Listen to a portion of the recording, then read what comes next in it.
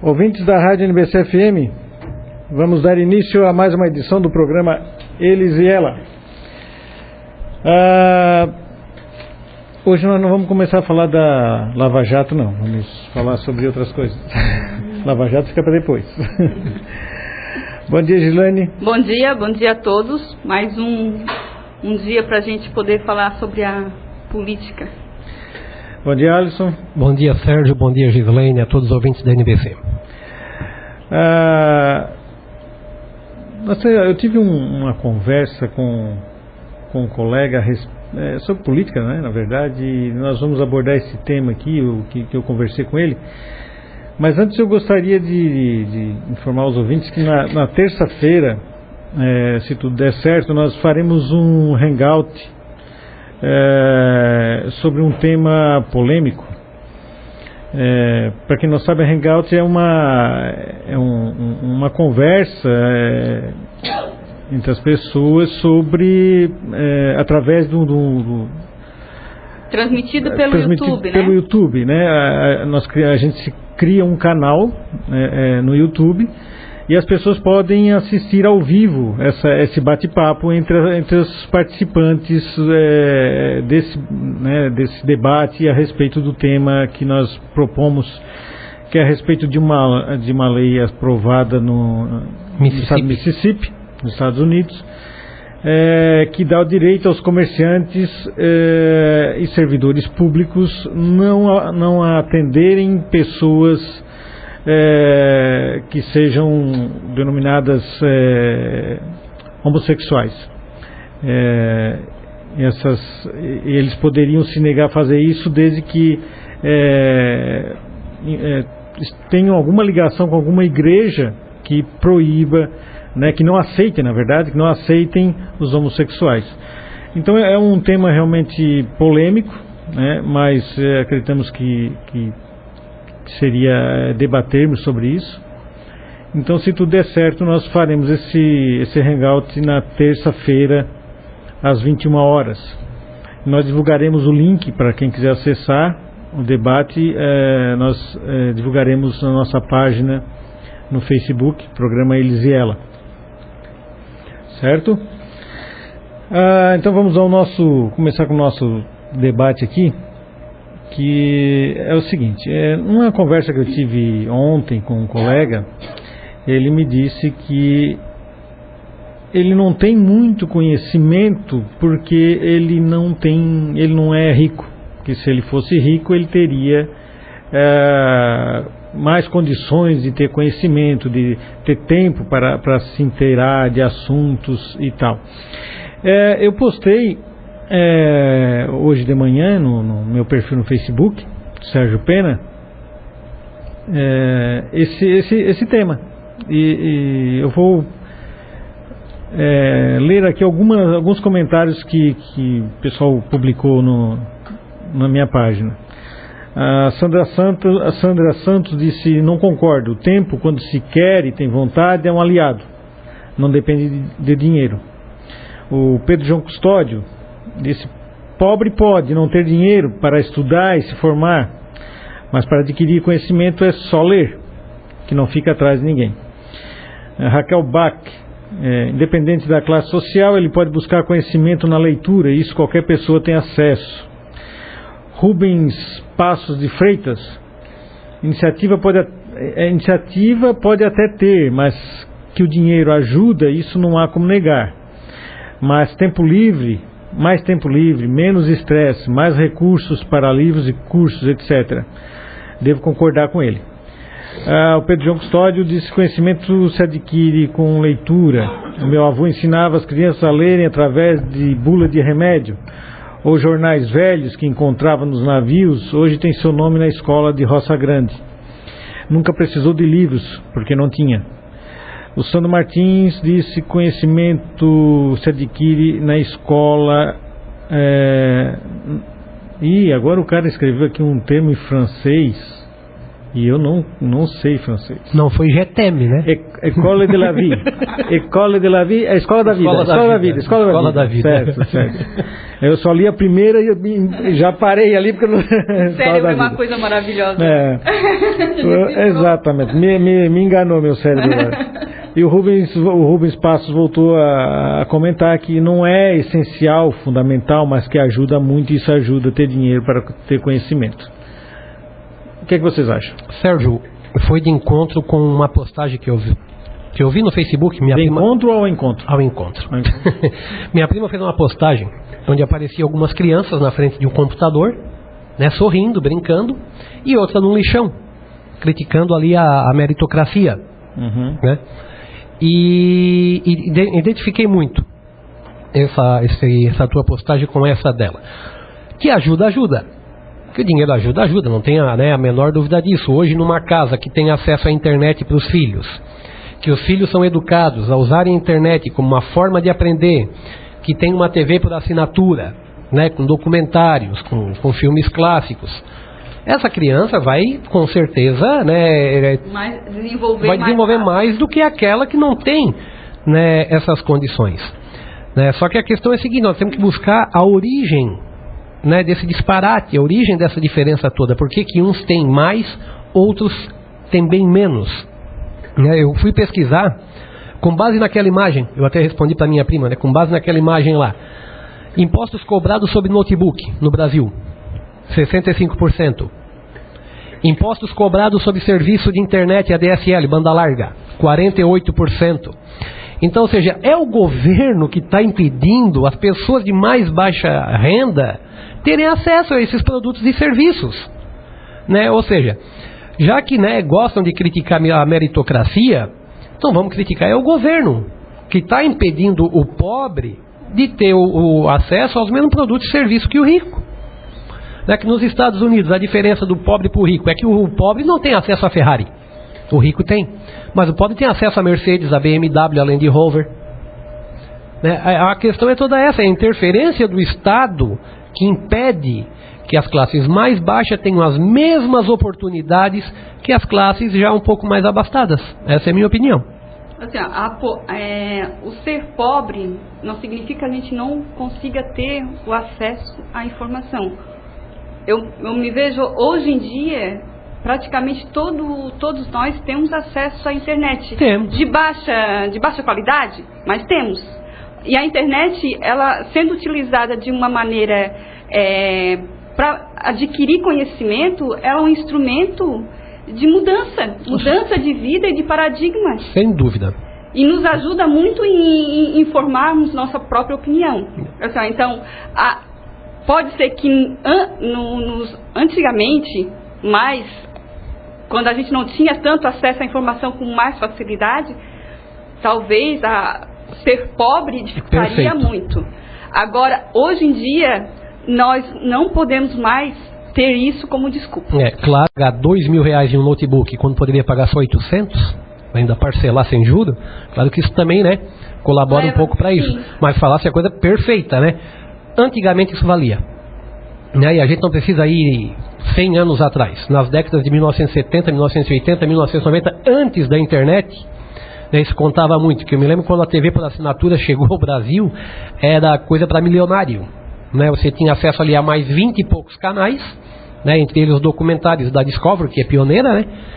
E só milionário mesmo poderia ter. Em Bituba eu acho que apenas 2 ou 3 tinham não me lembro como é que era, a DirecTV, ainda era a DirecTV que depois foi engolida pela Sky, né?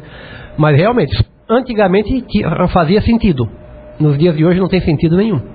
Né? Não tem sentido, justamente por quê? Porque o que determina o acesso à informação? Nós termos vontade de buscar ela. Exatamente, não tem aquele caso, nós tivemos aqui em Santa Catarina, de um catador de lixo. Sim. Que foi juntando livros, estudando, e o cara agora está fazendo doutorado na área de medicina. Com certeza, o governo tem muita responsabilidade nisso. Tem. Nessa dificuldade que nós temos em ter uma condição de conhecimento melhor. Porque eles nos emperram em termos condições de fazer por nós próprios a busca que nós queremos. mas uma pessoa que realmente acha o caminho. Quando a gente quer, a gente acha o caminho. Exatamente. Eu vou concordar com a opinião aqui do Pedro João Custódio no meu perfil no Facebook. É teu parente? Não é meu parente. Há uma ligação familiar, mas o sobrenome não tem nada a ver com o meu. Teu sobrenome é Silveira, né? Ainda não. Você é parente do ex-governador, né? Não, ainda não. O que acontece, não é comigo, quando eu era criança, realmente eu lia as revistas velhas, que minha mãe era costureira e ela conseguia, não sei como, né, nem lembro como que acontecia isso, e eu lia essas revistas velhas que estavam por lá, né, e eu sempre tive interesse em ler desde criança. Eu realmente acho que se falarmos em tempo, é bem possível que alguém que trabalhe muito mais dificilmente ele terá tempo para estudar e tal. Mas hoje, com a internet à disposição de todo mundo, eu digo... E a grande maioria, né? Hoje o Brasil chegou a 50% de acesso à internet hoje, né? Parece que é nessa semana. Mas quem tem acesso à internet, mas que não tem dinheiro, eu acho que essa desculpa não é válida. Dizer que eu não tenho dinheiro, por isso que eu não tenho conhecimento. A internet está aí, né? Mesmo para quem passa muito tempo no Facebook, tem muita informação boa ali. O que ele tem que saber é escolher o que é informação boa e o que é que não é. O que são fontes, quais são as fontes boas e quais que não são. Pode ser que ajude, né, a ter dinheiro para adquirir livros que não são baratos, né? Para ter um canal de Sky, mas hoje tem tanto Sky Gato, né, que as pessoas podem acessar qualquer canal hoje de canal fechado, né? Qualquer TV fechada. Então eu acho que não é, não justifica. Pode ser um auxiliar, mas não seja o fundamental para ter conhecimento hoje. E a partir do momento que as pessoas dizem que querem escola pública, outros dizem que escola pública é tão boa quanto escola particular, então ela não pode dizer que ela não tem conhecimento porque não tem dinheiro. Porque se ela defende a escola pública com todos os problemas que ela tem, essas pessoas provavelmente não têm dinheiro para pagar uma escola particular. Mas se elas defendem esse modelo de escola, se elas acreditam que a escola pública é tão boa quanto a particular, então é errado dizer que quem tem mais dinheiro tem mais condições de ter conhecimento. Isso é que eu penso. Acaba de fazer contradição, né? Exato. O microfone estava desligado. Que bom. Mudasse aí de lugar. Então eu acredito que a internet está aí para isso. Nós já debatemos aqui várias vezes sobre esse tema, né? Não necessariamente com esse foco como abordamos hoje, mas a educação não está na mão do governo. A educação está nas nossas mãos. E nós nos interessarmos em buscar o conhecimento que a gente precisa. Exatamente. Eu já falei aqui na rádio. De 3 anos para cá, a minha capacidade de conhecimento aumentou. Eu notei isso de 4 meses para cá, em ti. Até assim, usar como exemplo. Em comparação com o que eu estudei, quando, 20 anos lá na escola, para 3 anos de internet, buscando o conhecimento e o meu melhoramento pessoal, é incomparável. Então, quer dizer, não é na escola que nós vamos ter toda a gama de conhecimento que a gente precisa. E mesmo assim, tendo todo o conhecimento, nós não somos autossuficientes. Mas ninguém é. Nós vamos precisar de pessoas para nos auxiliar, e é isso que a gente precisa de um do outro. E assim, ó, dentro dessa questão também, né, tem o Sérgio. Tem o Sérgio ali como exemplo, filho de costureiro e de pedreiro, né? Tem bacharel em Direito, bacharel em Contabilidade, policial civil. Foi uma pessoa que sempre buscou conhecimento, mesmo lendo revista de costura, né? Não sei como é que nos transformou num Clodovil, mas tudo bem. Mas está ali como exemplo. Falei como exemplo para todos. Então, nos dias de hoje, que tocasse nesse ponto, me fez refletir. Nos dias de hoje, a falta de dinheiro não justifica tanto a falta de conhecimento. Agora, há uns 30 anos atrás, a história já seria outra. Vamos verificar, vamos analisar. Para quem pensa dessa forma e tem internet em casa, analise quanto tempo você utiliza a internet para falar besteiras, se divertir. Entretenimento, né? Entretenimento. E quanto tempo você usa para obter conhecimento. E se for fazer isso, coloca o tempo gasto assistindo xvideo.com. Tá? Não exclua que eu sei. Então, o tempo que se perde, talvez vendo algum programa sem qualquer cunho informativo, né? Na TV, em vez de estar lá, poder estar lendo alguma coisa na internet.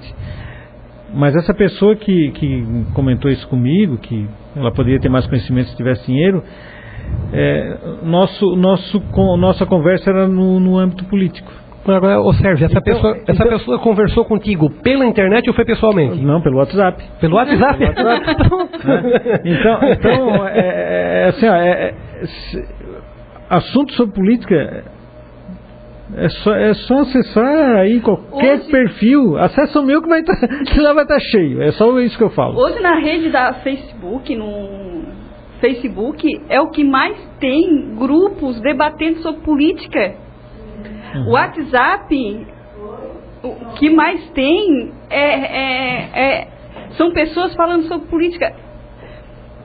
Não querer se informar é o que impede a pessoa de adquirir conhecimento. Isso aí está de cunho próprio. Agora, que temos instrumentos para acessar a informação com rapidez e com mais frequência, nós temos. As informações que nós temos hoje nem se comparam com as que nós tínhamos na época de adolescência, né? Faz algumas semanas eu ouvi no rádio que as informações que nós teremos no próximo ano, em 2017,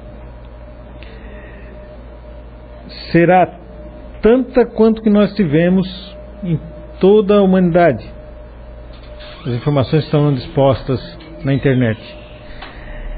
Então, quando o indivíduo diz que ele não tem conhecimento por falta de dinheiro, mas tem internet em casa, me desculpe, você vai ter que arrumar uma outra desculpa para não saber. E o Sérgio, assim, não é uma coisa que eu concordo muito não concordo muito com essa prática, mas a maior parte dos livros hoje tu encontra em formato PDF na internet para download legal. Sim. Tu encontra, né? Vários livros que eu li primeiro no formato PDF, quer dizer, eu imprimo, porque eu não suporto ler na tela, né? Aí depois eu fui lá e comprei a versão, quando começou a bater o peso na consciência, questão de direitos autorais, né? Aí eu vou lá e compro.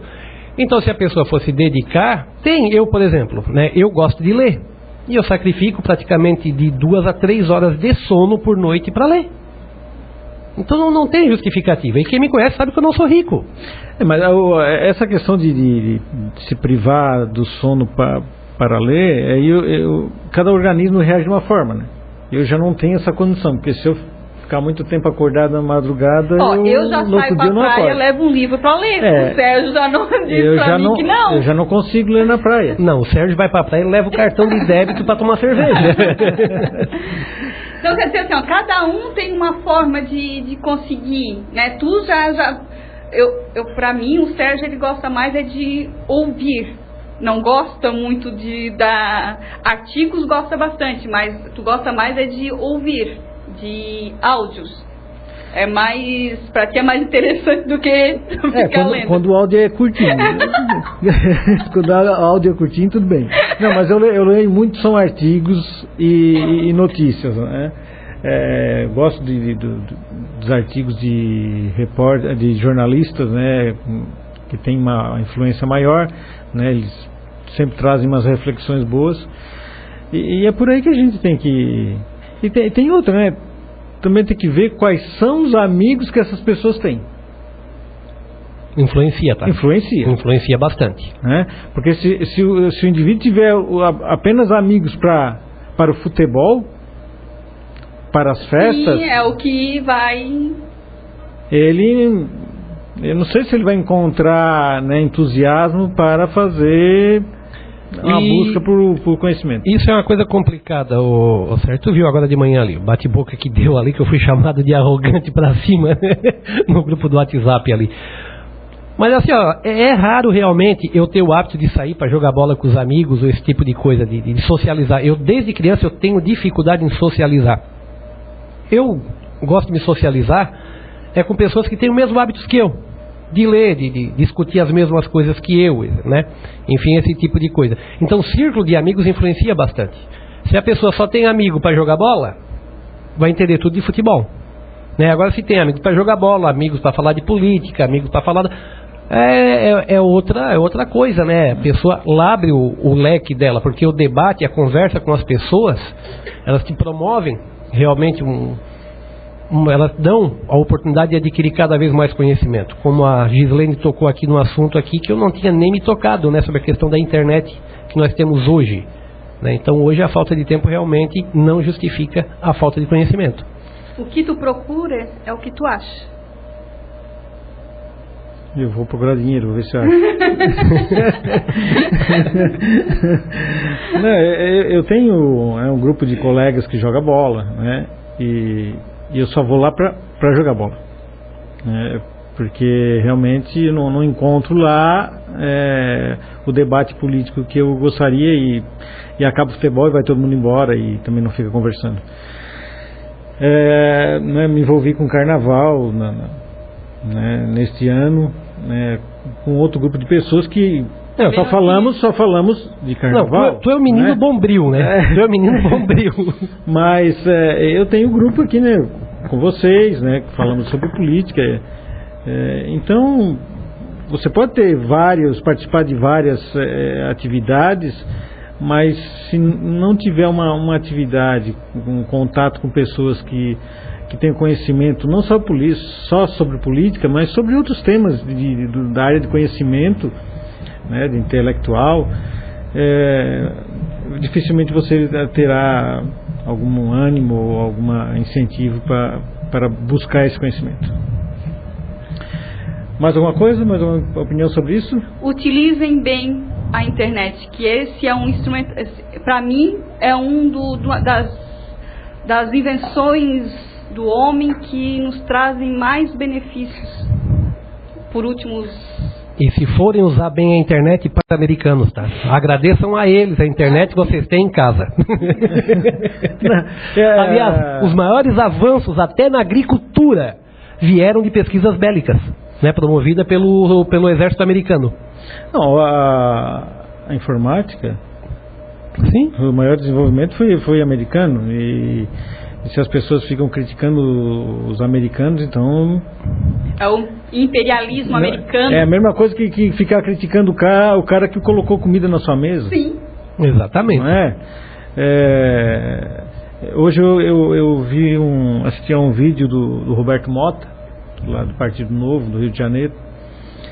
Ele falava essa questão, apresentava essa questão que o Alisson abordou no início desse debate.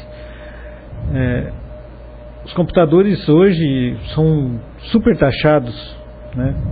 São super tributados pelo governo brasileiro, na intenção de proteger a indústria nacional.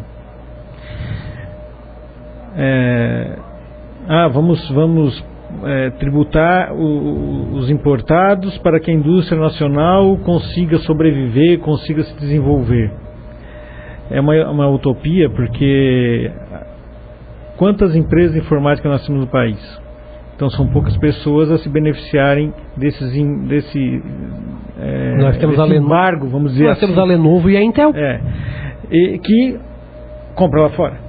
Que compram lá fora. Compram lá fora. Então eles podem comprar os equipamentos lá fora, montar o computador e entregar para nós a um preço de 3 vezes mais caro. Concessões, né? As ditas... Como que eles podem, o porquê que eles podem... E os outros 99,9% não pode. Por quê? Né? Então essa situação tem que ser revista pelo governo brasileiro. Isso é uma utopia de dizer que protegendo a empresa nacional ela vai se desenvolver. Nossos computadores, se não fossem adquiridos peças lá fora, não continuariam, mesmo com toda essa proteção do mercado nacional, continuariam sendo umas máquinas XP, né? Windows 98. Windows 98. Ou daqueles que pegavam um quarto inteiro, né? O computador a válvula, né? Aquele valvulado. Exatamente. Então, isso tem que mudar. Ô Sérgio, para ter ideia, né? A Lenovo eu não sei, né? Mas a Intel, ela trabalha exclusivamente com processadores Intel. É uma tecnologia de Israel. Né? Uma tecnologia judaica, né, de Israel. A maior parte dos processadores eles importam de Israel aqui para o Brasil. Né? Mas é complicado, porque se você for botar uma fábrica para montar também CPUs e notebooks para vender, você vai enfrentar a burocracia danada e por fim, se não for como o governo quer, nem comece. Né? Porque é o governo que vai dizer como tu vai fazer, quantos tu vai fazer e quantos que o governo mesmo vai lucrar em cima do que tu vai fazer, mesmo sem ter investido nada. Vamos para um intervalo e retornamos em seguida. Ouvintes da Rádio NBC FM, retornamos com o nosso programa Eles e Ela.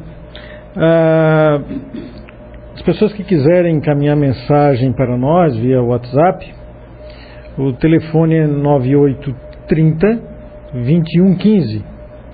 Tá? Mande a mensagem que nós iremos ler no programa.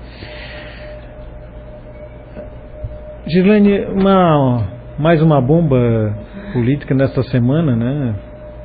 Nós não temos um país em guerra, mas o que cai de bomba na cabeça do brasileiro é demais.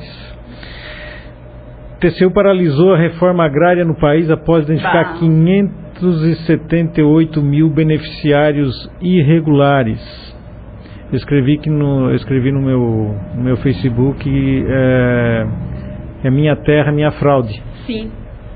Programa da Dilma, Minha Terra, Minha Fraude. Tem no fim, essa é a grande finalidade dos grandes programas. Fraudar. Enganar as pessoas dizendo que estão fazendo benefício em prol às classes necessitadas e, na verdade, é para embolsar o dinheiro dos nossos impostos. O TCU determinou a paralisação imediata do programa. Foram detectados problemas de extrema gravidade, entre eles a relação de 1.017 políticos que criminosamente receberam lotes do programa, lotes de terra, do programa de reforma agrária. A relação inclui 847 vereadores, 96 deputados estaduais, 69 vice-prefeitos, 4 prefeitos e um senador. O Tribunal de Contas não divulgou a lista desses políticos beneficiados. Essa matéria é do jornal O Estadão. A auditoria revela centenas de casos grotescos, como a concessão de lotes para pessoas de alto poder aquisitivo, donas de veículos de luxo como Porsche, Land Rover ou Volvo. Há 37 mil pessoas falecidas cadastradas como beneficiárias do programa. As irregularidades atingem praticamente 30% de toda a base de beneficiários do programa de reforma agrária, que é da ordem de 1,5 milhão de famílias.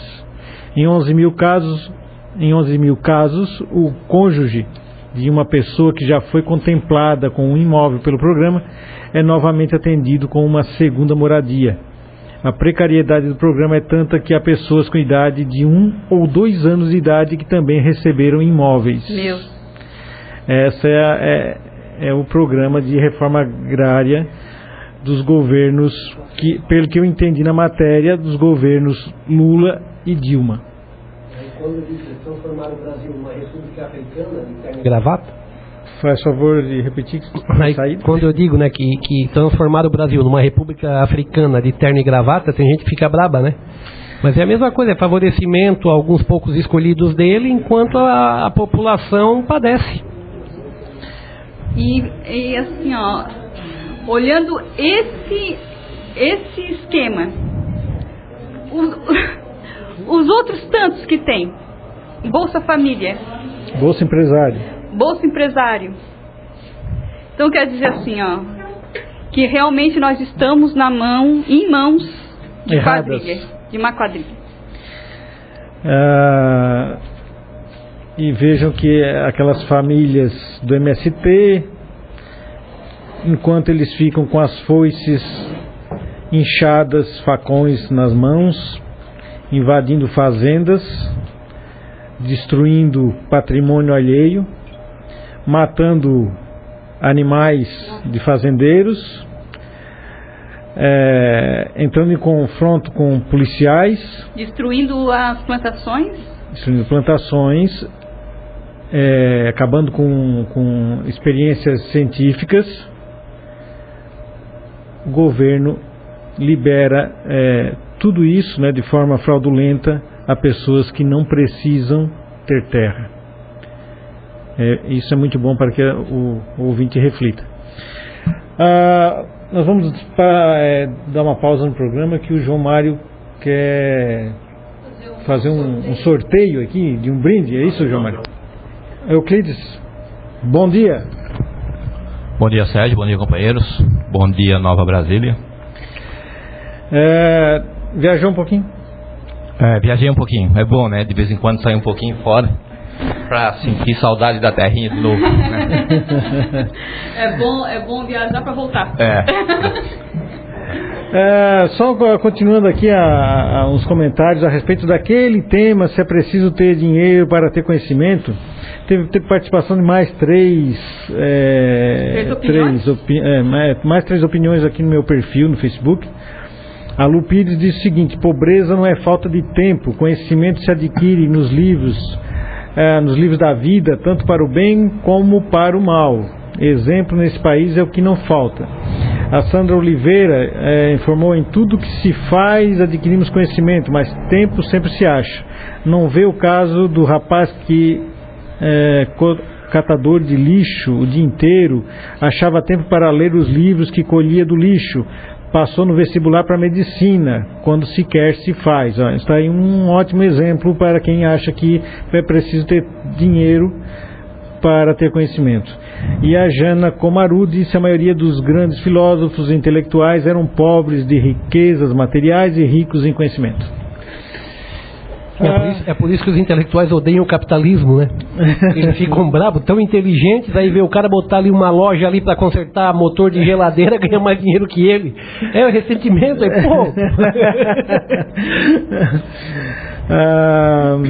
o que é que nós teríamos aqui? Pois é, aquele zelador que prestou depoimento na Lava Jato, o zelador lá do triplex do Lula, foi demitido.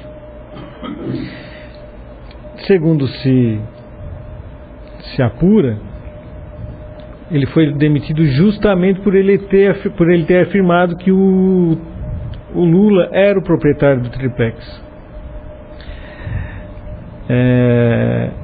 E agora nós vemos, né, que situação, né? Uma pessoa que vai falar a verdade, depois diz que quem fala a verdade não merece castigo. Não, isso não se aplica no Brasil. Ele disse que, não sei se foi ele que falou, sim, foi ele. Ele disse que foi pura política por causa daquele depoimento. Não deram motivo para demissão, falaram que estavam me dispensando porque não precisavam mais de meu serviço. Mas a gente sabe o que está acontecendo aqui. A engenharia da OAS, a empreiteira aquela envolvida no Lava Jato, disse que eu tinha falado demais. O síndico mesmo disse que eu tinha falado demais. Interessante, né? Partido dos Trabalhadores.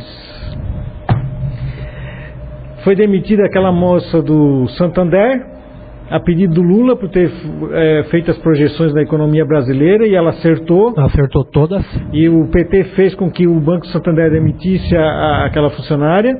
Agora um zelador presta depoimento, fala que o Lula era dono do triplex e por isso ele é demitido. É complicado, né? Bem complicado, não é? Complicado. Que situação. Enquanto isso, o Lula tentava assumir a sua pasta na Casa Civil. Não conseguiu. Não conseguiu. Sua previsão, mais uma vez, errou. Assim como a previsão dele de se safar, da Dilma se safar no impeachment, talvez também fure, né? Ou não? Sérgio, eu tô com medo. Tá? Eu te confesso que eu tô com medo. Eu já parei ali para mapear os votos e tudo, né? A maioria que já se manifestou a favor do impeachment, né? Mas ainda precisa-se de mais 80 e poucos votos pelo mapeamento que eu fiz ali. E eu espero que esses 80 esteja no meio daqueles 100 e poucos indecisos, né?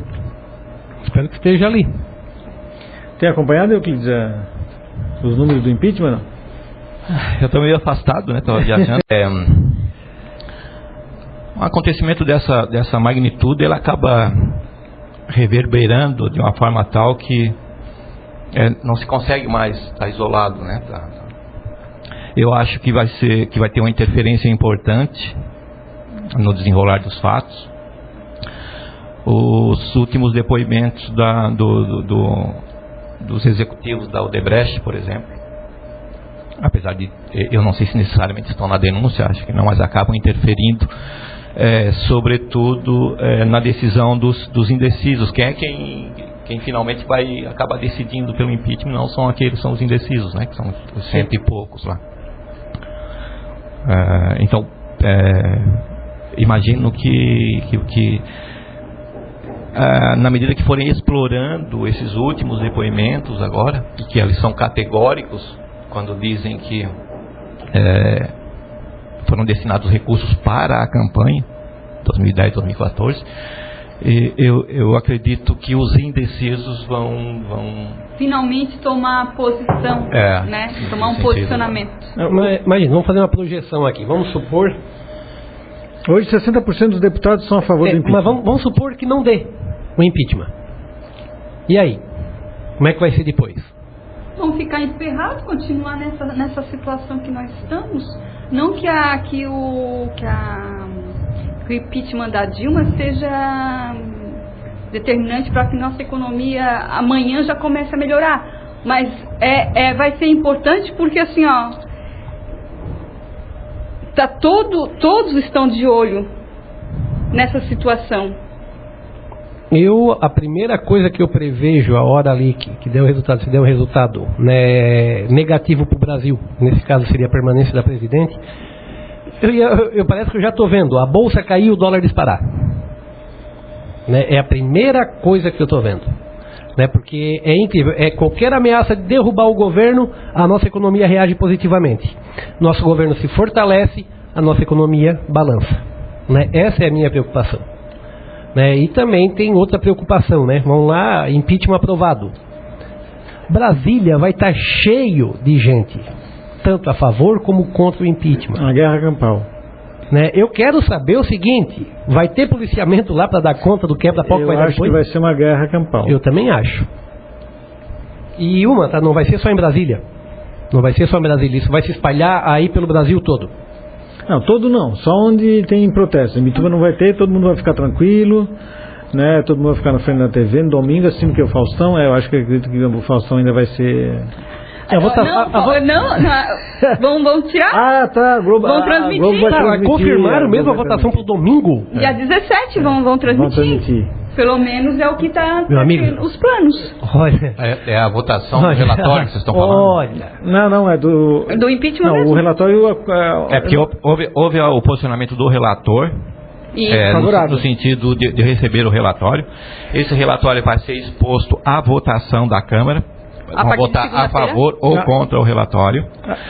Uma vez aprovado não, a comissão, pela... né? Pela comissão, desculpa, comissão do impeachment. Comissão do impeachment. Isso. Uma vez aprovado... Ou não, vai à votação na Câmara.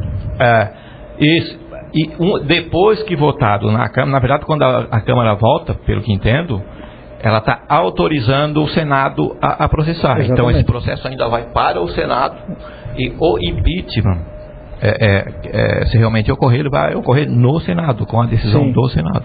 Sim.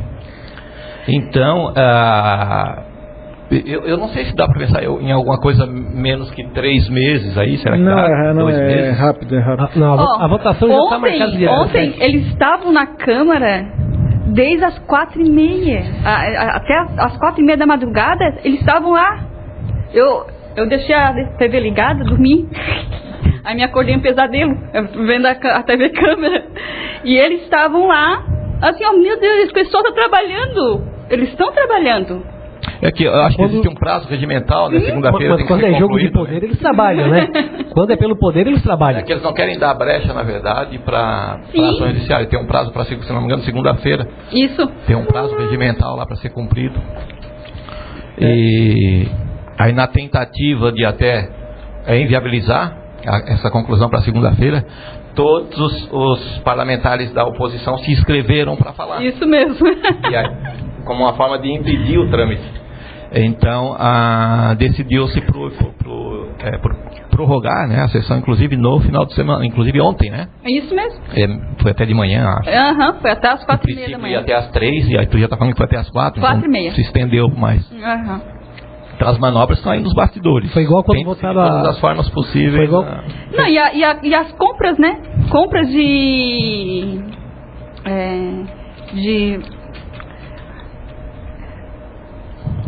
voto. Compra do apoio? Do apoio. Compra do apoio. Dizem que, assim, o dinheiro está rolando solto. Onde é que está a crise? A crise está nos nossos bolsos. Mas nós temos que saber que é o seguinte, os dois lados estão soltando dinheiro. Está o PMDB de um lado, comprando o voto a favor do impeachment, e o PT do outro lado, tentando impedir o impeachment, também comprando o voto. É compra de voto mesmo, né? O PMDB quer assumir a presidência. A última vez que o PMDB esteve na presidência foi com o Sarney. Agora, é uma posição interessante do PMDB, porque o PMDB também está bem enrolado nisso tudo, né? Tá, sim. Se for levar a coisa assim, não, vamos, mesmo peso, mesma medida, direitinho. Mas, na verdade, ele vai ser a bola da vez, né? Na verdade, todo esse sistema é que está sendo levantado e colocado em xeque com tudo isso que está acontecendo. Inclusive nos depoimentos dos executivos da Odebrecht, ou num dos que eu pude acompanhar, ela falou expressamente ali, claramente, que era metade para o PT, metade para o PMDB. Aqui da Andrade Gutierrez, né, nessa semana? Propina da Belo Monte, 150 milhões de reais só da Gutierrez, 75 milhões do PT, 75 milhões para o PMDB. Exatamente. E agora aquela outra delação lá, eu acabei não sabendo agora dizer, mas mais uma delação em que o Edinho Silva, o ministro da Dilma, né? É o Edinho Silva, né? De qual é a pasta? Alguém lembra? Ele foi tesoureiro da... Edinho Silva, tesoureiro? Foi tesoureiro, né? Tesoureiro. Da campanha? Ele foi... Não, tesoureiro da campanha foi outro.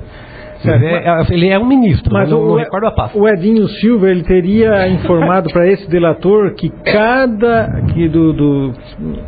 que foram 700 milhões de propina, 700 milhões de propina, 100 milhões de cada estádio da Copa foram transferidos em propina para a campanha eleitoral da Dilma. 100 milhões de cada estádio. A Copa das Copas. Esse era o lema do governo federal. Ele é o ministro-chefe da Secretaria de Comunicação Social da Presidência da República. Então, toda essa corrupção que está sendo mostrada agora através das delações premiadas pode sim prejudicar o impeachment. É a minha visão. Porque a maioria dos que estão envolvidos na Lava Jato estão apoiando o governo federal. Justamente com medo de toda... Talvez esteja naquela esperança de que se a Dilma continuar, vai conseguir abafar a Lava Jato, alguma coisa nesse sentido. Eu penso que eles estariam pensando dessa forma. Articulando. É razoável a tua forma de pensar. Não é? Articulando. Então nós vamos, já que o governo está se afundando em razão da Lava Jato, eu vou apoiar o governo, quem sabe a gente consegue aí fazer uma pressão para acabar isso, né? Parar. Se não vai sobrar para mim, porque se não vai sobrar para mim. Quem é que está de mãos limpas ali? Essa é a pergunta. Exatamente. Então eu acho que a Lava Jato ou melhor, o impeachment pode não ser aprovado em razão disso. Deles querer se proteger, né? O Collor saiu por 10 votos. O Collor sofreu de impeachment por 10 votos numa época que não tinha tanto dinheiro envolvido. Na verdade, se havia, não havia essa divulgação, né? E creio que não havia nesses montantes vultosos como tem hoje. Não tinha tanto dinheiro e o Collor não tinha base nenhuma, né? O partido do Collor era o PRN, que era um partido que foi criado naquela época, para aquela eleição. Não é? E o Collor, quando assumiu, a primeira coisa que ele fez foi bater de frente com o Congresso, então não tinha base no Congresso, bem diferente do período da presidente atual, que, né, ganhou os ministérios e tal, tinha o PMDB em peso lá apoiando. Então a situação do Collor era bem mais vulnerável. E nem se compara também, né? O que o Collor é um santo perto do que estão fazendo hoje. Quando nós falamos aqui algumas vezes que o Collor foi absolvido, mas me parece que foi uma questão processual, não foi, Euclides? A absolvição do Collor no STF? Eu não sei se foi de mérito ou processual, aí realmente eu não saberia te... Então... Quero mandar um abraço aqui para o nosso colega Guilherme, que ele está em Porto Alegre e disse que está ouvindo o nosso programa pela internet. O pessoal da rádio está viajado, hein? Viajado. Só eu não viajo, Gilene não viaja, o Alex não viaja. O máximo que eu viajo é ele precisa de São Luís, lá na Gruta da Santa Albertina. Esse pessoal que ganha mais dinheiro tem que ficar aqui para honrar o salário. Só os voluntários viajam. Alguém tem que trabalhar, né? Alguém tem que trabalhar. Então, eu acredito que nessa semana outros vazamentos de delações acontecerão, propositais, para forçar, né, o impeachment. Eu também acredito que isso aconteça. Então, vai ficar nesse jogo político até domingo para ver o que é que vai acontecer. Agora uma questão interessante que o Alisson colocou há pouco, digamos que não ocorra mesmo o impeachment, né? Como que vai ficar a governabilidade desse país? Será que vão fazer um acordo? Será que vão se abraçar? Vai ter aquela coisa. Porque tem mais um ano pela frente, ano e pouco, né? Vai ter aquele negócio. A imagem do país já está queimada. Né? A gente sabe que o que gera riqueza no país são os investimentos externos, investimentos estrangeiros. Ninguém vai querer investir no Brasil, né, com a imagem que está. Ou tira esse governo, ou nós vamos ter que sangrar até o final do mandato da Dilma. Agora, outra coisa que eu não entendo é por que não pede a renúncia, né? Ia ser tão bom para todo mundo, inclusive para ele, porque o PT está acabado. Ela já está pesando aposentada mesmo. Está enfrentando tudo agora para cair ali na frente, porque vão ter as eleições, as próximas eleições presidenciais, as municipais e as presidenciais mesmo, né? Digamos que continuem no poder, vão cair. Então por que não né, a questão da hombridade, de tomar uma atitude... Semana passada o Sérgio falou que se a Dilma renunciar, ela é capaz de ser presa. E todos os outros que ela perde imunidade. Aguentando ali no dente, né? Com essa... Também. Porque se ela renuncia, ela está exposta. Não, o processo continua rolando. O envolvimento dela com aquele rombo em Pasadena, aquela unidade da Petrobras nos Estados Unidos, está patente. Todos os delatores... Mas a questão do crime, do ato criminoso, que aí nós temos que pensar no evento passado, foi alguma coisa que já aconteceu, já se concretizou, independentemente de renunciar ou não renunciar, aquele ato está concretizado. Certo. Não é? E continuando no poder, vai continuar sendo investigado, porque estamos vendo aí a Polícia Federal e o Ministério Público realmente trabalhando. E eu até penso diferente, quem sabe se renunciar, até quem sabe as coisas meio que se fazer um acordo, né? Por que ela não faz uma coordenação premiada e denuncia o Lula? Denuncia ela mesma. Não, Lula, vai dizer ao Lula. Ó, eu sei umas coisinhas do Lula aí. Meu Deus. Agora, não sei se vocês acompanharam essa semana o primeiro-ministro da Islândia. Saiu uma matéria de que ele estaria envolvido no Panama Papers. Isso, Panama Papers. Foi citado. Por causa disso, já houve a renúncia. Que diferença. Mas viu a quantidade de pessoas na Islândia indo até a frente do parlamento exigindo?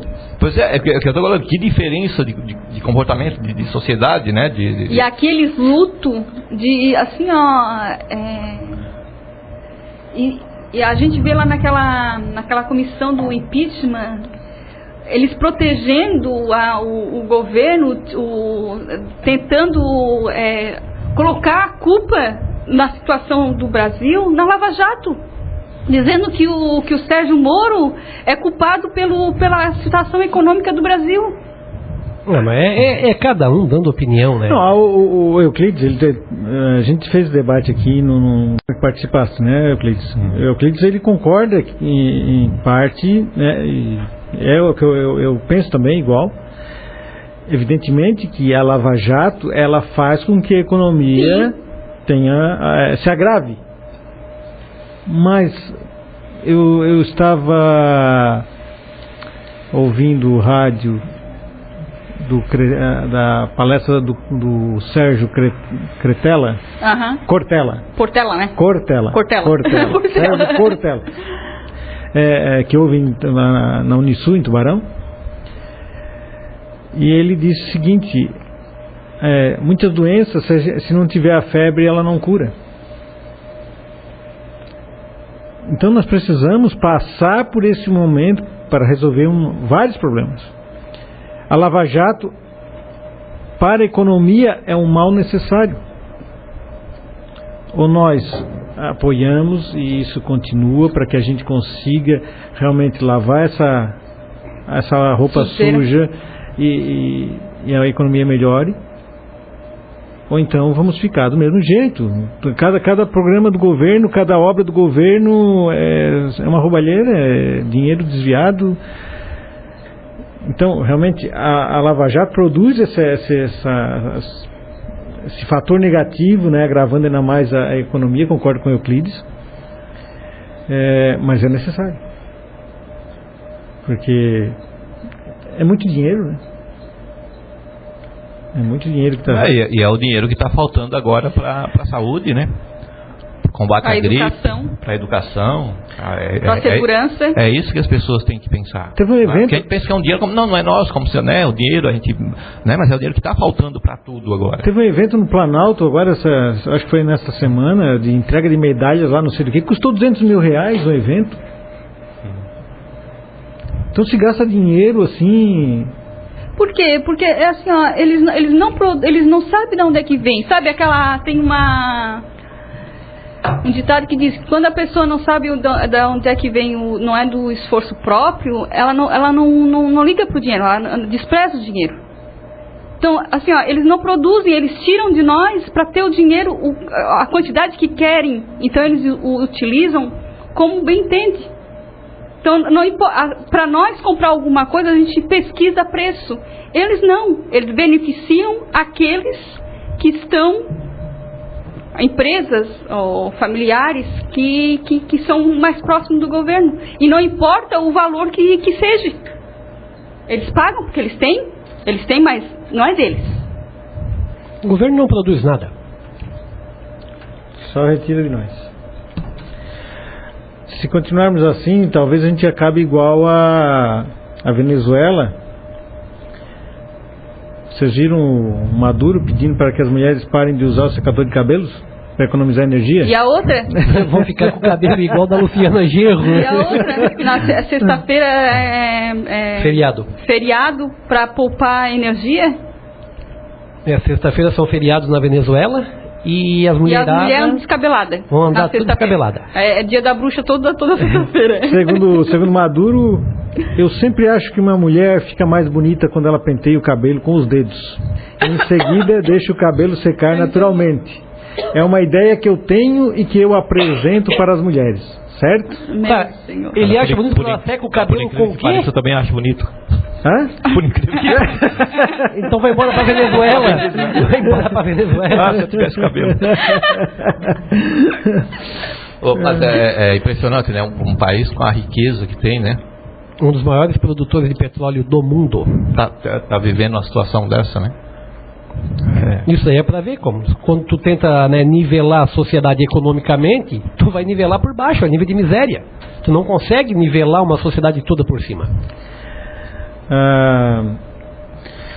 Mudando de assunto, de quando é essa matéria aqui que eu vi? 2013.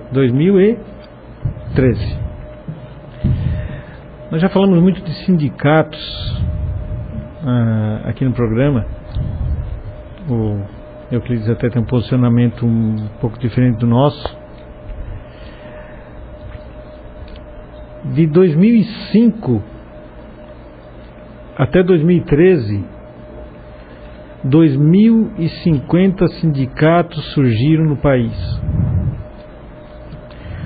somando 15.007 sindicatos. Esta é uma matéria de 2013, então isso quer dizer que de 2013 até 2016 já deve ter surgido vários outros. Enquanto isso, em alguns países mais desenvolvidos, a quantidade de sindicatos é mínima. Isso não provaria que sindicato não é sinônimo de melhores condições no trabalho e salários? Não. Eu acho que provaria que sindicato não é quantidade, é qualidade. Tem instituições que elas são fundamentais para que o sistema funcione como um todo. Na minha opinião, os sindicatos estão entre essas instituições. Agora, sindicatos realmente embasados na moralidade, na legitimidade, em todos esses conceitos, né, que sustentam qualquer sociedade civilizada. Então, eu concordo que é preciso mudar. Mas essa mudança, desculpe, não necessariamente seria extinguir, seria acabar com os sindicatos. Não legislar melhor. Como um partido político, né? Exatamente. E assim como os sindicatos, nós temos inúmeros institutos também que se desviam das finalidades, inúmeras associações, e nem por isso essas coisas deixam de ser coisas boas. Elas precisam ser bem regradas, é preciso ter uma legislação que realmente seja aplicada, é preciso que haja punição para aqueles que incorrerem em delitos na condução dessas instituições. Agora, que nós não podemos acabar com elas, temos que melhorá-las, pelo contrário. Esse é o posicionamento que eu tento defender. Eu acho fundamental para os trabalhadores a existência dos sindicatos, de sindicatos sérios, que realmente representem os interesses desse segmento, né, do segmento trabalhador. Mas não com taxas obrigatórias para eu pagar? Obrigatória. Aqui na matéria ela fala sobre isso. Ela diz: nesse universo um consenso se fecha. A reforma sindical é mais prioritária que a trabalhista. Sindicalistas e juristas afirmam que a falta de liberdade para escolher quem vai representar o trabalhador de comissões em locais de trabalho e a contribuição compulsória ainda deixam o país no século passado, mantendo na lei um entulho autoritário da ditadura de Vargas. A ditadura de Vargas. Mas veja que mesmo a matéria, se nós formos interpretar esse trechinho que tu acabasses de ler aí, ela não é contrária ao sindicato. Ela diz que o sindicato dessa forma como está é que é ruim. Não é? A questão E aí, lógico, tem várias questões que precisam ser discutidas. né? A questão das eleições, se a forma de eleição dos sindicatos é a ideal para representar, a questão das taxas, da participação do trabalhador, né? É preciso que haja uma reforma, não é? O que quer dizer essa reforma? Quer dizer, melhorar o sindicato, né? Não acabar com ele. A questão, por exemplo, eu acho muito polêmica a questão das taxas. Muito polêmico, por quê? Porque nós... mas na Irlanda do Norte os sindicatos só contribuem... Vamos comparar as sociedades. Vamos comparar o nível de formação mesmo, intelectual até, de educação dessas sociedades, né, dos indivíduos. Quem tem consciência do que é o sindicato? Porque a partir do momento que eu tenho consciência e que eu quero uma contribuição... que eu quero uma instituição forte que me represente bem, eu vou fazer questão de participar financeiramente para que ela... Mas é minha livre escolha. Essa livre escolha, o que eu quero dizer é que o ignorante, ele não exerce a liberdade, porque não sabe o que é. Mas por que a gente tem que eleger uma pessoa que a gente que pensa que é superior a nós? Eu sou maior de idade, eu tenho que arcar com as minhas condições financeiras. Eu não preciso de ninguém para me resguardando como um pai para a vida inteira. Não preciso disso. Assim, eu quero ter a liberdade de eu optar pelo aquilo que eu quiser. Se eu quiser pagar o sindicato, eu pago. Se eu não quiser, não pague. Pronto. Mas eu sou obrigada, em folha. Segundo essa mesma matéria, que é de 2013, a CUT, na época, disse que era a favor da extinção da contribuição compulsória. A CUT defende a pluralidade sindical, ela acha que assim está bom, um monte de sindicatos, e o fim do imposto obrigatório, mas aceita debater a forma de financiar as entidades, desde que seja comprovada a representação expressiva. Já a Força Sindical diz que a unidade não inibe a ação sindical nem faz proliferar mais entidades. Eu acho que quem critica o número de partidos políticos no país, ele não pode criticar o número de sindicatos. Também. E aí, só voltando para o sindicato bem rapidinho, a gente já retoma aí. Se eu fosse um desses empresários, aliás, como se eu fosse um, né? Se eu fosse um empresário. Enfim, mas eu acho que tudo que os maus empresários querem é que os sindicatos, que realmente não haja contribuição obrigatória para os sindicatos. Por quê? Não, assim como os entes federados, e aí existe essa análise mesmo, em nível sociológico, inclusive, diz-se que quando se fala da autonomia dos entes federados, quando se vai analisar a autonomia, por exemplo, do município, se comparada do Estado e a da União, que o município tem bem menos autonomia, conclui-se que essa menor autonomia decorre da maior dependência do município relativamente à própria União e ao próprio Estado, que depende financeiramente deles. Para se concluir no seguinte: só existe autonomia política se houver autonomia financeira. Eu só posso na sociedade em que vivemos, nós só somos autônomos se nós tivermos o dinheiro em nível de instituição. Então, se eu tenho um sindicato com dinheiro, um sindicato forte, um sindicato bem financiado, eu vou ter um sindicato autônomo. Se eu tenho um sindicato que depende, né, de transferências, de favores, etc., teoricamente essa autonomia não funciona. Não seria tão autônomo assim, né? Aí nós vamos chegar na seguinte conclusão: bom, só que hoje os sindicatos têm muito dinheiro, realmente tem, e nem por isso são autônomos. E por que não são autônomos? Porque esse dinheiro não está sendo... Aí que a gente fala da reforma, sabe? De se melhorar o sistema sindical. Porque o dinheiro não está sendo usado, o dinheiro arrecadado não está sendo usado para o trabalhador, para defender os interesses do trabalhador. Esse é o problema. Então acho que no fundo nós não somos contra os sindicatos, é a forma como esses sindicatos existem hoje. Porque se fizer uma correlação entre sindicatos e partidos políticos, nós vamos chegar às mesmas conclusões. Não existe um partido político que bem me represente, não existe um sindicato que bem me represente, os sindicatos são todos iguais, os partidos políticos são todos iguais, administram de forma fechada, faz o que bem entende com o dinheiro. Então nós temos igualdade nesses quesitos. E seríamos a favor da extinção dos partidos políticos? Seria, não seria bom ser candidato sem partido? Pois é, seria não seria bom. Uma saída? Eu não sei, seria. Nos Estados Unidos pode, né? Estados Unidos pode, Portugal pode, outros países podem. Eu acho que seria interessantíssimo essa ideia. Agora, eu não poderia negociar o meu salário com o empresário sem ter que passar pelo sindicato? Não seria a mesma coisa? Eu ser um candidato sem partido e eu ser um trabalhador sem sindicato? Esse ponto é fundamental que tu colocou agora. Eu não poderia negociar o meu salário com o empresário sem um sindicato. Existe um número minoritário de pessoas que fazem isso. Jogadores de futebol, grandes intelectuais, grandes executivos, que realmente que foram estudar no exterior, que têm uma formação, que são diferenciados, né, que dão retorno, sabe? Eles negociam os salários deles anual. Nós estamos falando do trabalhador, o sindicato do trabalhador. Esse aí, a hora que ele for negociar o salário, que hoje é garantido por lei, mesmo garantido por lei, ele tem que saber negociar, senão ele vai ser demitido. Então vocês imaginem se não tivesse. Na semana passada, Euclides, o Cláudio Freitas. A desigualdade é grande. Semana passada o Cláudio Freitas esteve aqui no programa. Cláudio Freitas é shaper.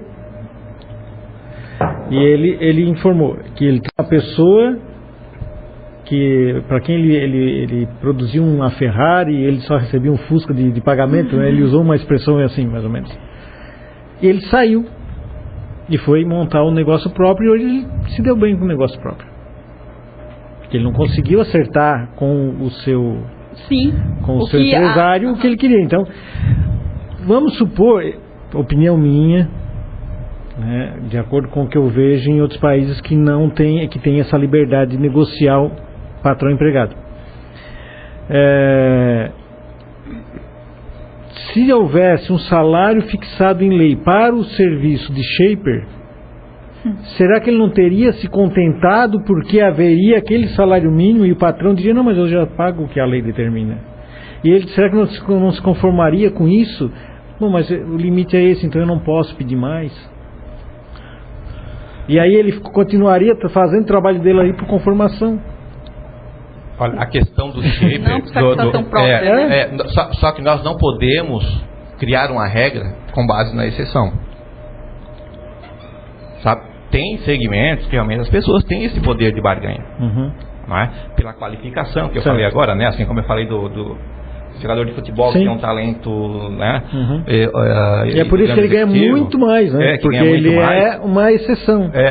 Exatamente, é uma exceção. Nós podemos trazer para o nosso meio também pessoas comuns como a gente, que são diferenciadas também nos seus, não é?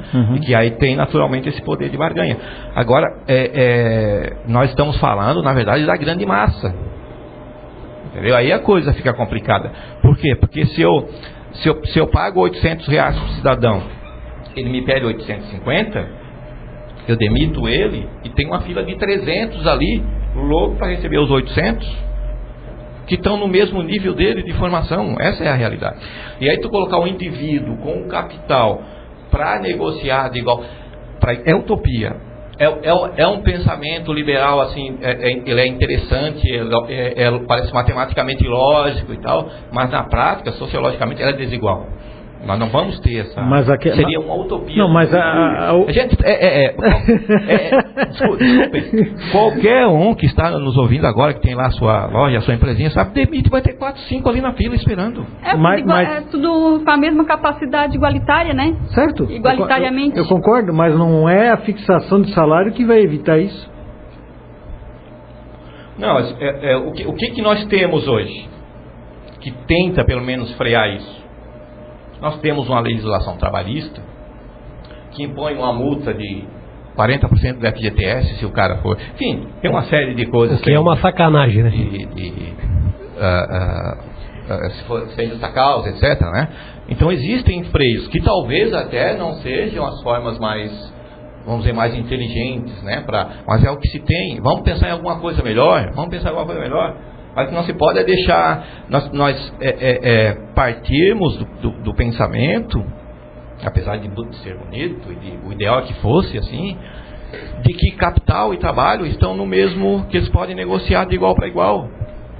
Isso, infelizmente, não é... Certo, mas eu entendo a tua preocupação.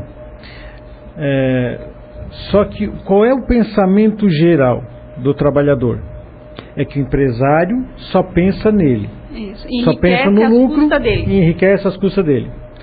Nós temos que ver que os sindicatos, via de regra, só pensam no trabalhador e não quer saber do empresário. É ou não é?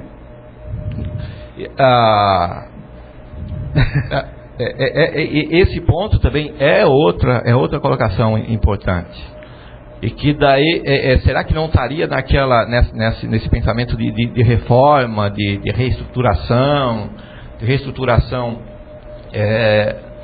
não só do ponto de vista estrutural, do ponto de vista legal, do ponto de vista financeiro, mas do ponto de vista de formação, de conscientização, será que não é disso que precisamos? Exatamente. Será que isso nos dá... será que a melhor saída diante desses problemas que realmente existem seria larga todo mundo aí e manda agora negociar com os patrões? Será que é complicado? Não, a nossa estrutura, ela está assim, né? Ela foi feita assim. Essa plataforma que a gente vive, a gente não consegue dimensionar outra, né? Então, assim, a gente não tem liberdade para negociar. Assim, nós só temos essa situação. Visão. Nós não temos outra. Não temos outras. Assim, se eu aprontar para o patrão e o patrão encher a paciência do meu patrão, ele tem que me aturar. Ele tem que me aturar lá, porque senão ele vai, né? Se for uma... Ou me demite, daí me paga os 40%, né? Assim, um é obrigado a aturar o outro por leis protetivas que no fim emperra mais do que facilita nossas vidas. Assim, é como eu disse, eu sou maior de idade, eu já decido por mim, então, qualquer situação que eu tivesse no meu trabalho, eu procuraria a ação jurídica para resolver. Não precisaria de sindicato, vou direto falar judicialmente, se for necessário. Eu entendo, por exemplo, na Alemanha, nem todas as categorias têm salário fixado em lei. Só algumas. O restante cada um negocia, né? Há os sindicatos lá também, mas negociam com o empregado, com o empregador. O que não há hoje no Brasil, e talvez nunca tenha havido, é que o sindicato não quer saber a capacidade econômica do empresário. Ele é capaz de arriscar falir o empresário a manter os empregos. E o trabalhador também pensa dessa forma. Porque manter um emprego hoje, manter um trabalhador hoje no Brasil é muito caro.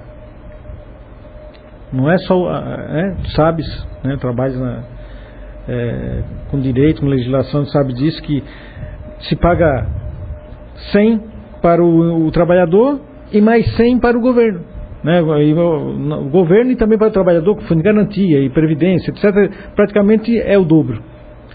Na hora dessa negociação entre sindicato e empresário, o sindicato não leva em conta isso, a capacidade econômica do empresário. Nós vimos aqui, né, volto a tocar o nome da DNI, a DNI veio aqui com o presidente do sindicato, e ela disse que se o indivíduo tem um comércio, ele não consegue pagar aquele salário, ele tem que fechar. E esse é o pensamento geral dos sindicatos. Pensamento bem pobre, por sinal, né? Sim. Vamos mudar o pensamento ou vamos acabar com o sindicato? Não, vamos mudar os pensamentos, mas é mais fácil mudar o pensamento de... Tu vai levar 200 anos. É mais fácil mudar o pensamento de 100 sindicatos ou de 15 mil como temos hoje? Sim, ótimo. Então, quem sabe nós chegamos à conclusão de que o ideal não é ter 100 mil sindicatos, mas 15 mil só. Mas que tenhamos 15 mil só, mas que tenhamos sindicatos. Nós podemos acabar com essa instituição. Ela é necessária, ela faz parte da engrenagem. Mas não poderíamos flexibilizar que o trabalhador pudesse negociar com o empresário, sei lá, alguma flexibilização, e diga-se de passagem, há projeto em tramitação do Congresso a respeito disso, certo? Que pudesse o empregador... O que está em trânsito, ou seja, até ali semana passada, porque fiquei na dúvida, é dar ao trabalhador o direito de negociar diretamente com o patrão, de chegar e dizer, ó, o salário mínimo é tanto, menos do que isso não dá para pagar, não pode ser pago. Tá, qual é o que tu quer ganhar? Quanto tu quer ganhar? Eu quero ganhar tanto. E a empresa então fica isenta das responsabilidades da Seguridade Social e do Fundo de Garantia. Ótimo. Né? Ele vai receber aquilo integral. Certo. É de responsabilidade dele fazer uma previdência privada, certo, fazer uma poupança, uma certo, coisa assim. É o que eu acho que já deveria ter sido feito. Se tivesse sido feito isso há 50 anos atrás, hoje, quem sabe, o brasileiro teria a mentalidade do americano, que pega a parte do pagamento, não, isso daqui é para minha poupança, para minha velhice e para minha aposentadoria. E faz a poupança, que eles foram estimulados, é da cultura deles. Planejamento financeiro? É da cultura deles esse planejamento para o futuro. Né? Eu sou totalmente favorável, eu prefiro 1000 vezes assim. Eu até me surpreendi que eu achei que poderia existir alguma elisão, alguma brecha na lei que permitisse o funcionário fazer isso, mas não pode. Não pode, é punido. Não pode, é punido. O governo tem que pegar a parte dele, meu filho. Pois é. Se não tiver a parte dele... Mas o que está em trâmite é isso, tá? Mas parece praticamente tudo que é ilegal no país hoje é ilegal porque o governo não tem a parte dele. Porque a partir do momento que ele passa a ter a parte dele, passa a ser legal. É uma pena isso, né? Se a gente fizesse metade das coisas que o governo faz, olha, a gente estaria condenado a perpétua. Isso porque não tem perpétua no Brasil, mas eles dariam um jeito. Mas eu acho que o caminho vai ser isso aí, né? Estabelecer um valor mínimo, olha, menos do que isso não pode, a lei não porque já está havendo uma proteção, sabe? Essa proteção é que não pode desaparecer. E daí para cima. Mas, Euclides, será que essa proteção que o governo dá, entre aspas, né? Proteção entre aspas, que o governo dá ao trabalhador, não mantém o trabalhador numa mentalidade ainda meio primitiva, com aquele negócio, eu não posso me cuidar sozinho. Infantil. Né? Infantil, eu preciso do governo. Sabe? Será que isso não mantém o brasileiro nessa mentalidade meio infantil? Né? Eu até discuti isso com a doutora Clarice Pires, né, sobre isso, que ela é favorável a essa proteção do governo, eu não sou favorável. Né? Eu penso, mas vamos penar, vamos, muita gente vai sofrer a hora que chegar aos 65, 70 anos, vai. Por quê? Porque vai pegar o salário todo e vai gastar tudo, não vai fazer esse planejamento. Então eu penso, deveriam liberar a livre negociação e faz uma campanha publicitária. Se o governo quer fazer alguma coisa, faz a campanha pessoal, vamos fazer um planejamento, distribui cartilhas explicando isso. Sabe, eu tenho certeza que o número de empregos vai subir bastante. Tenho certeza que vai subir bastante o número de empregos. Porque hoje você contrata um funcionário por um salário mínimo, mas na verdade você paga quase 2 salários mínimos por ele. Né? Isso é um problema sério no Brasil. Essa proteção, né, que, voltando aí da CLT, né, eu já falei isso uma vez, até repito, foi baseada totalmente na Carta de Lavoro, que foi criado por um tal Benito Mussolini, né, para vocês terem ideia, né, como era a nossa CLT, né? O Vargas pegou, copiou, só fez algumas mudancinhas ali para parecer mais tupiniquim, digamos assim, e pronto, tá isso. E na época a ideia pareceu boa, tanto que a Portugal e França também copiaram, só que depois derrubaram e deixaram mais flexível essa negociação entre o trabalhador e o empresário. O que eu penso é isso, a gente precisa ter mais liberdade para isso. Esse engessamento, tudo pelo que eu tenho lido, né, sempre na linha mais liberal, né, o Euclides sabe disso. Ele prejudica mais a criação de vagas de trabalho do que favorece ao empregado que está empregado. Nós tivemos exemplo aqui em Bituba, justamente com o sindicato dos funcionários do comércio. Quando o comércio quis fazer o sábado mais, abrir um sábado à tarde por mês, se eu não me engano, não estou bem por dentro, e o sindicato não. O sindicato foi lá bater um martelo, não vamos fazer e pronto. Né? Para o funcionário descansar.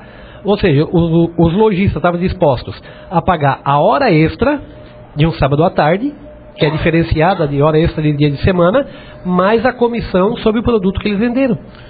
Ou seja, eu prefiro descansar do que ganhar. Esse diálogo ele tem sentido para nós, porque nós nos colocamos no lugar do empresário, como pessoas que somos, que procuramos ser justas, que procuramos ser... Só que o empresário do mundo real, embora existam empresários assim, mas não é a regra. Não é a regra. O empresário do mundo real é aquele que matou milhares de mineiros aqui em Criciúma, que trabalharam praticamente sem lei. Estou falando das minas, né? Falei Criciúma, não se fosse só em Criciúma, não é? É aquele que explora o boliviano como escravo lá nos becos de São Paulo, lá. É aquele que...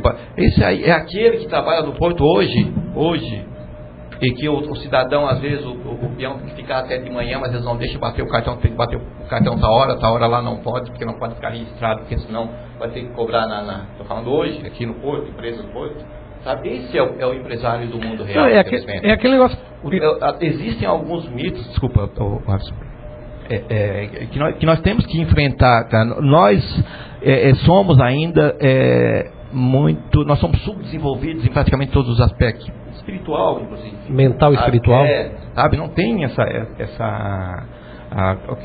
no mundo menos injusto talvez fosse possível mas não está na hora já da gente pensar nisso? Porque assim, será que a gente ainda é assim, então mediano assim? O Mises falou certa vez que o mal do capitalismo é justamente isso, os maus capitalistas. Exatamente, né? Exatamente. Não é o capitalismo em si. Aí eu até penso como ele é, do ser humano. Aí eu até penso nesse caso de exploração, quando chega realmente ao ponto de exploração, que eu não gosto muito dessa divisão exploração, eu abomino isso.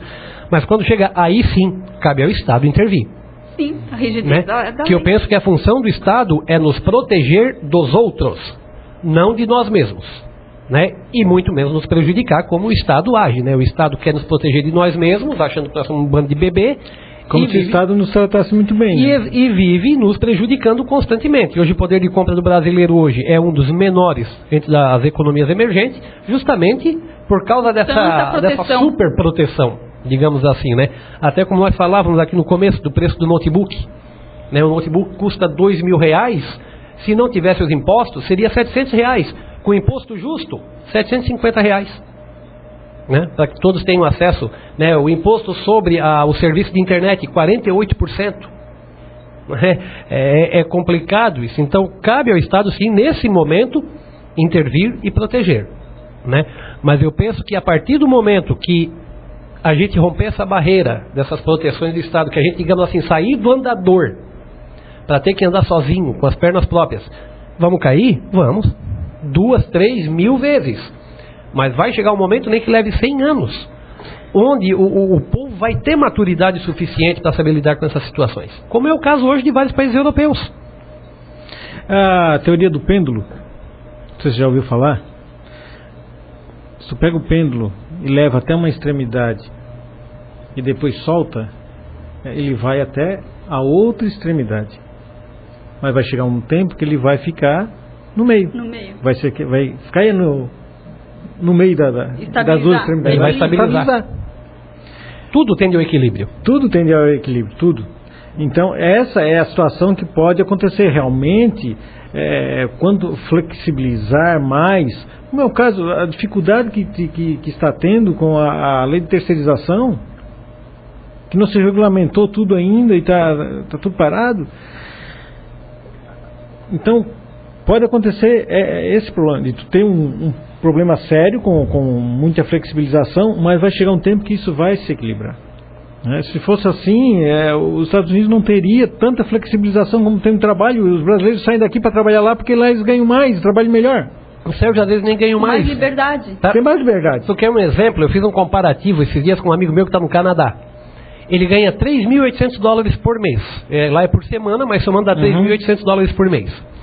E eu fiz um comparativo de uma pessoa que ganha R$3.800 aqui. Não vamos converter. Não, senão não vamos converter porque lá ele ganha em dólar e paga em dólar. Sim. Aqui a gente ganha em real e paga em real. Certo. A qualidade de vida que ele tem lá para se ter aqui no Brasil, pagando aluguel, financiamento de carro, né, mais um monte de coisa, deveria ganhar no mínimo no Brasil, nós botamos na ponta do lápis, R$10.000. No mínimo. Que seria mais ou menos o câmbio. Certo? Exatamente. Teve uma decisão, eu não sei se é recente, a respeito daquelas pessoas que trabalham 2 vezes por semana em uma casa. E o Tribunal Regional do Trabalho, acho que foi do Regional do Trabalho, ou o TST, eu não me recordo, que considerou isso como funcionário. Isso é uma proteção do funcionário ou isso vai causar mais desemprego? O entendimento anterior era que trabalhando mais de 3 vezes por semana caracterizaria o vínculo com a... Viu quantas demissões de empregada doméstica deu após essa... Sim, claro. Caracterizaria o vínculo. A questão da flexibilização, que é diferente de acabar com o sindicato, né? Eu acho que é necessário, né? É necessário mesmo. Até porque a economia oscila, as realidades mudam, a realidade do patrão da empresa também altera. É preciso que se adeque, né? A sociedade muda, né? Então tem que haver esse espaço. Agora, o que não quer dizer uma ausência de regulamentação, né? Existe um espaço de discricionariedade, né? Para se negociar, para se... É salutar, sem dúvida. Porque nesse caso aí de uma empregada, então ela vai lá e ela trabalha 2 vezes por semana fazendo faxina numa casa. E o cara vai ter que pagar um mês, como se fosse um empregado normal. Isso vai fazer com que haja mais desemprego, porque a pessoa só tem dinheiro para pagar 2 dias por semana. O que vai acontecer? Ela vai mandar embora. É o tipo de coisa que é exagero, né? É exagero. Acaba se voltando contra o próprio trabalhador. Contra o próprio trabalhador. Não é uma medida que se possa dizer inteligente, né? Nós podemos figurar essa estabilidade nessa como é que se diz? Essa flexibilidade. É a mesma coisa de pegar um veículo que não tenha suspensão para andar numa estrada desburacada. Então tu tens a lei que determina que seja assim, mas a realidade é diferente. Ela oscila, como tu falaste. Se tivesse um carro com uma suspensão melhor, passaria melhor nesses buracos da estrada, né? Nesses buracos da economia, da questão trabalhista. Mas não, eles querem engessar uma coisa, só que a relação empregado-trabalho, empregador ou empregado, né, capital-trabalho, ela muda de acordo com a economia do país. Então tem que ter essa flexibilização, senão nós vamos continuar com esses altos índices de desemprego como nós temos. Altos índices de reclamatórias trabalhistas como nós temos. Várias empresas quebrando como nós temos.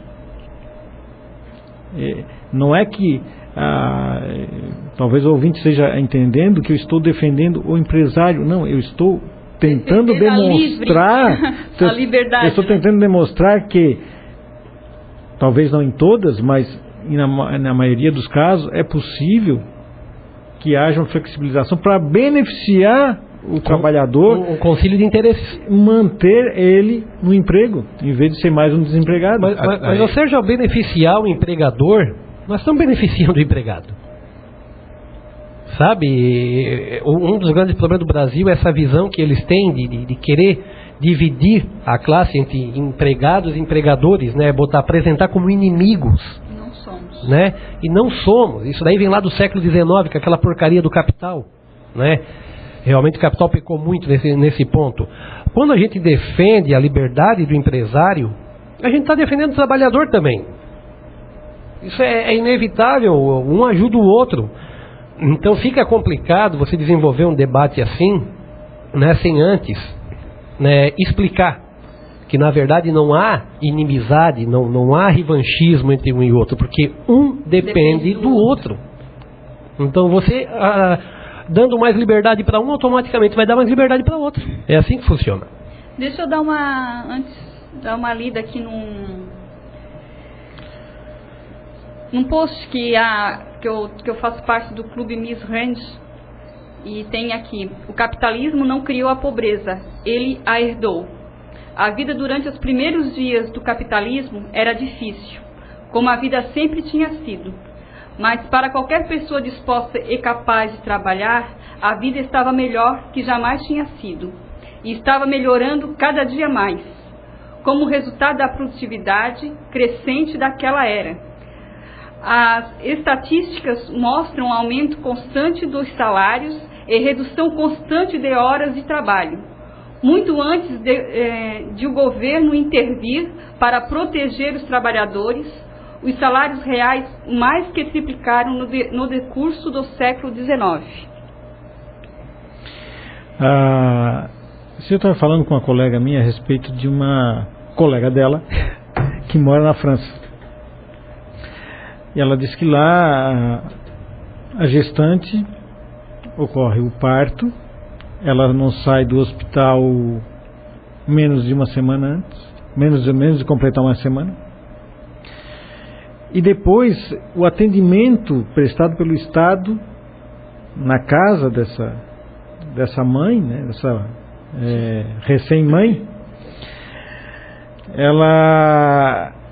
ele permanece por mais algumas semanas. Vai uma enfermeira lá, né, ver como é que está a criança, dá atendimento. Numa visão simplista, nós vamos chegar à conclusão que é um ótimo serviço prestado pelo Estado. Um acompanhamento desde a maternidade até talvez 6 meses, 1 ano, não sei quanto tempo que fica esse acompanhamento. Mas temos que ver qual é a situação de cada país economicamente. Daqui a pouco nós estamos exigindo que aqui nós também façamos como a França. Só que temos que levar em consideração que a França não é mais o que era antes. Não. Economicamente a França está bem fraquinha. Está bem fraquinha. E o que é que o governo pretende fazer? Cortar esses benefícios sociais justamente porque são muito caros. Até estão em protesto, né? Exato. Eu vi um post que eles estão querendo mexer nas leis trabalhistas e o pessoal está em protesto. É que a França, ela já lá com o Mediterrâneo, eles começaram a tentar empurrar um socialismo light, digamos assim, na França, né?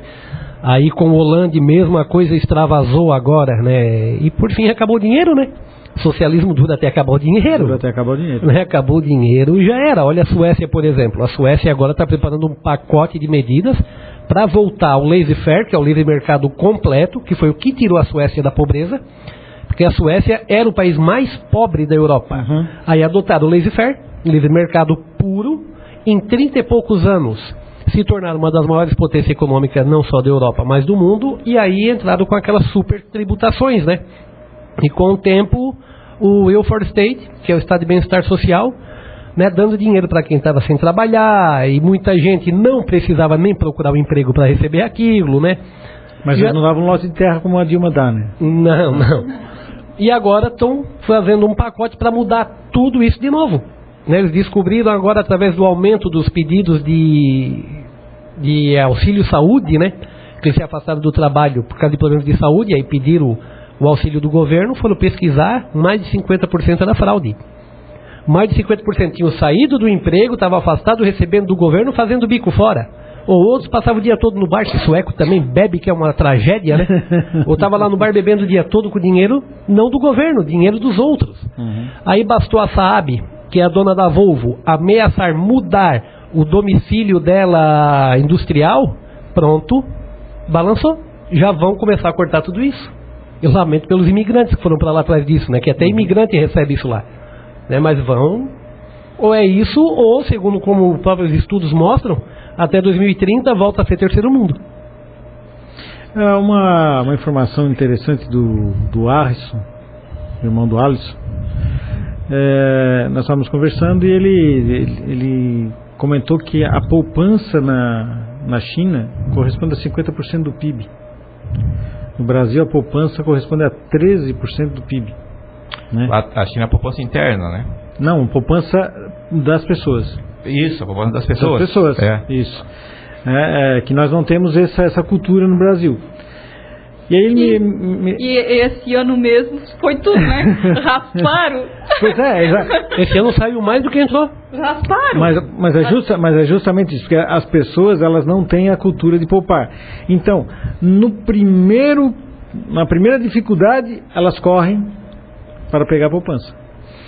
Eu tive lendo um artigo que eu recebo uns e-mails dessas corretoras de ações, e uma pessoa encaminhou uma correspondência para eles informando o seguinte: olha, depois que eu comecei a ler os informativos de vocês, eu comecei a fazer poupança. Eu estou desempregado e não estou passando necessidade, porque a partir do momento que eu comecei a fazer poupança, depois que eu li as orientações de vocês, eu posso ficar 6 meses sem trabalhar, com recursos próprios. Mas interessante nessa informação do Arson, com a poupança da China de 50%, mas não é só uma questão cultural, é uma questão de necessidade. Segundo ele, a saúde na China não é pública, a maior parte é privada. Então as pessoas se obrigam a fazer poupança para quando precisarem elas tenham dinheiro.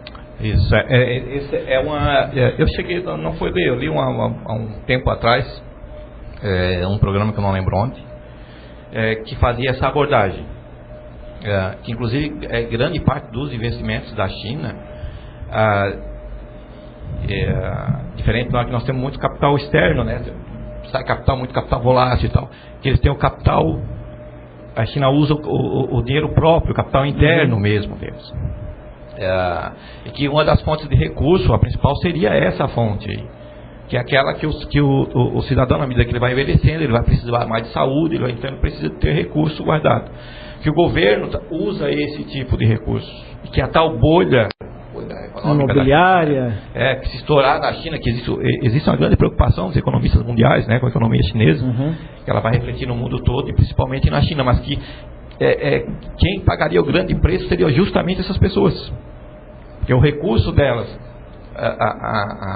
foi usado então aí tem um lado bom, mas tem um lado ruim da... Certo, mas isso não vai depender do tipo de governo que eles têm. Se eles tivessem um governo liberal, não teria tanto esse risco. Como governo... que é tudo que não se tem lá é liberalismo. Exatamente. Né? Onde é que a poupança corre mais risco? É num governo que é socialista do que capitalista. Agora, voltando aqui para a nossa realidade, vocês não acham que se todo esse dinheiro que há décadas, né, vem sendo desviado para outros fins, que na verdade a gente está sabendo desse episódio agora, mas se eles fossem usados realmente para os interesses sociais, nós não teríamos uma vida boa? Será que o problema realmente é a tributação exagerada? Será que não é esse é um problema. A aplicação desses recursos? Não, esse é um problema, Euclides, a tributação exagerada. Eu fui no mercado, comprei alguns negocinhos ali, deu R$20, de impostos foram R$7. Né? Ou seja, se adota um modelo tipo o Canadá, por exemplo, né, alimentos e medicamentos são isentos e o produto industrializado é 5%. Pronto, deu para a bola. Né? O problema agora o que é? O Brasil é um estado grande. Né, o Brasil tem um estado grande, é um estado grande e tem um poder centralizado. Mas não em termos geográficos, né? Não em termos geográficos. E para manter tudo isso, é caro. É caro. Se desse autonomia aos estados, pelo menos autonomia tributária aos estados, quem sabe já mudaria um pouco isso. Né, deixa os estados concorrerem entre si para atrair as empresas. Tipo nos Estados Unidos, né, que houve aquela explosão lá em Michigan, lá em Detroit, da indústria automobilística, né? O Estado chegou, não, pode vir o que produzirem aqui é 4%. Né? Claro, deu todo aquele problema depois, com a força de migração que teve para lá, de pessoas do país todo e até de outros países. Houve um problema, hoje Detroit é uma cidade devastada, mas porque não houve um planejamento nesse sentido. Mas sobre os Estados Unidos funciona por quê? Porque lá os estados competem entre si. E qual é o termo dele de competição? É o imposto. Vamos tentar cobrar o mínimo possível. né? E para isso ele chegou a cortar do próprio salário.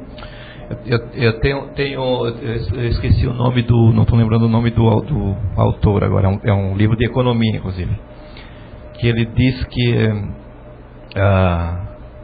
a ideia central do livro, né, é que quem precisa de um Estado cobrador de impostos é o pobre, não é o rico. Quem deveria estar defendendo a cobrança de impostos é o pobre, porque é o pobre que vai precisar do médico do Estado. O rico não precisa, o rico vai lá e paga. É o pobre que vai precisar do professor pago pelo Estado. O rico não precisa, o rico paga. Então os pobres deveriam estar defendendo essa arrecadação do Estado, porque é para os pobres que ela se volta. Na teoria, na teoria realmente é. E em alguns, nós gostamos muito de falar de, se você não sabe, da Europa, né? Já passamos 4 minutos do nosso horário. Já passamos? Já. Que eu ia concluir dizer que na Alemanha... Mas o cara da chave da porta não chegou ainda, toca o barco. Na Alemanha, a tributação é maior que a do Brasil. Sim.